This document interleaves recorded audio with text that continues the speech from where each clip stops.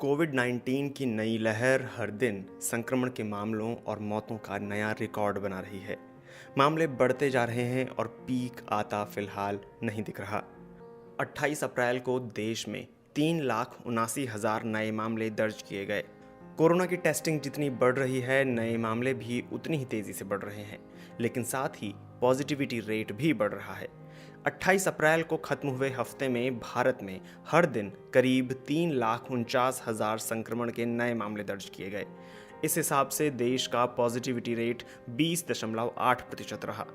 इसका मतलब है कि हर 5 में से एक सैंपल पॉजिटिव आया। 15 दिन पहले हालात अलग थे, तब पॉजिटिविटी रेट 12.3% था, यानी हर 8 में से एक सैंपल पॉजिटिव था। टेस्टिंग के साथ ही इस रेट में भी इजाफा हुआ है। एक महीने में 65% टेस्टिंग बढ़ी है और अप्रैल के अंत तक हर दिन करीब 17 लाख टेस्ट किए जाने लगे। सवाल उठता है कि आखिर पॉजिटिविटी की दर इतनी ज़्यादा क्यों बढ़ रही है। विश्व स्वास्थ्य संगठन के मुताबिक किसी ऐसे इलाके में जहां टेस्ट सही संख्या में किए जा रहे हैं, वहां पॉजिटिविटी रेट 5% से कम होना चाहिए। ऐसा अगर कम से कम 2 हफ्तों तक हो तो माना जाता है कि संक्रमण पर नियंत्रण पा लिया गया है। भारत में ये दर बहुत ज़्यादा है। कोरोना संक्रमण की पहली लहर में जब भारत में मामले पीक पर पहुंचे थे, तो पॉजिटिविटी रेट पीक पर पहुंचने के 1 महीने पहले से कम होना शुरू हो गया था। इस दूसरी लहर में ये दर कम होनी नहीं शुरू हुई है, इसलिए मुमकिन है कि पीक अभी दूर है। कई राज्यों में पॉजिटिविटी दर पूरे देश की दर से ज़्यादा है। दिल्ली में ये करीब 33% है। ज़्यादा आबादी वाले राज्यों में ये दर पूरे देश के मुकाबले ज़्यादा है, जैसे कि छत्तीसगढ़, महाराष्ट्र, मध्य प्रदेश, केरल, राजस्थान। दिल्ली समेत इन 5 राज्यों में करीब 37 करोड़ लोग रहते हैं, यानी देश की करीब 1/3 आबादी। महाराष्ट्र को छोड़कर इन सभी राज्यों में पिछले 14 दिनों में पॉजिटिविटी की दर बढ़ी है। महाराष्ट्र में मुमकिन है कि दूसरी लहर का पीक करीब हो। छत्तीसगढ़ में भी इस दर में थोड़ी बढ़ोतरी हुई है। भारत हर दिन कोरोना वायरस वैक्सीन की 20 लाख से ज्यादा खुराक का प्रबंध कर रहा है।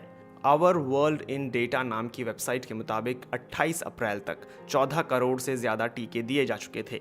10 सबसे अधिक आबादी वाले देशों में चीन और अमेरिका के बाद भारत का नंबर है, लेकिन प्रति 100 व्यक्ति भारत में केवल 10.6 लोगों को खुराक दी गई है। भारत की लगभग 8.9% आबादी को टीके की कम से कम एक खुराक मिली है, जबकि केवल 1.8% आबादी को दोनों डोज मिली हैं। किसी भी टीकाकरण अभियान से उम्मीद की जाती है कि वो ज़्यादा से ज़्यादा लोगों तक पहुँचे, और आंकड़े फिलहाल बहुत कम हैं। 10 सबसे अधिक आबादी वाले राज्यों में गुजरात में सबसे ज़्यादा 3.2% आबादी को 2 डोज मिली हैं। उत्तर प्रदेश में ये दर सिर्फ 0.9% है। इसके अलावा 4.4% लोगों को पहली डोज मिली है। इससे ये संकेत मिलते हैं कि सिर्फ टीकाकरण से इस दूसरी लहर से नहीं निपटा जा सकता। कई शोधों में ये कहा गया है कि पीक मई के मध्य तक आ सकता है। स्टेट बैंक ऑफ इंडिया के अर्थशास्त्रियों की एक रिपोर्ट इसी ओर इशारा करती है। इस रिपोर्ट में भारत की तुलना उन देशों से की गई है जहां दूसरी लहर आ चुकी है। इस रिपोर्ट में यह भी कहा गया है कि अक्टूबर तक देश की 15% आबादी का पूरी तरह से टीकाकरण हो जाएगा और संक्रमण काबू में आ सकता है। वॉशिंगटन विश्वविद्यालय के institute of health matrix and evolution के मुताबिक महामारी अभी और विकराल रूप लेगी और मई के मध्य तक पीक पर पहुंचेगी। यह देश में संक्रमण और मौत के मौजूदा दर पर आधारित है। कुछ रिपोर्ट के अनुसार पीएम मोदी की मुख्यमंत्रियों के साथ एक मीटिंग में एक सदस्य ने कहा था कि मई के मध्य तक पीक आएगा और जून जुलाई तक संक्रमण कम होने लगेगा। आईआईटी दिल्ली की एक रिपोर्ट भी इसी ओर इशारा करती है। उनके मुताबिक महाराष्ट्र और छत्तीसगढ़ में मुमकिन है कि पीक आ चुका है, लेकिन इसे लेकर एहतियात बरतने की ज़रूरत है, क्योंकि जिस गणित के मॉड्यूल का इस्तेमाल आईआईटी ने किया है, उसके नतीजे पहले गलत साबित हो चुके हैं। उदाहरण के लिए आईआईटी ने पहले अनुमान लगाया था कि पीक 15 अप्रैल को आ जाएगा।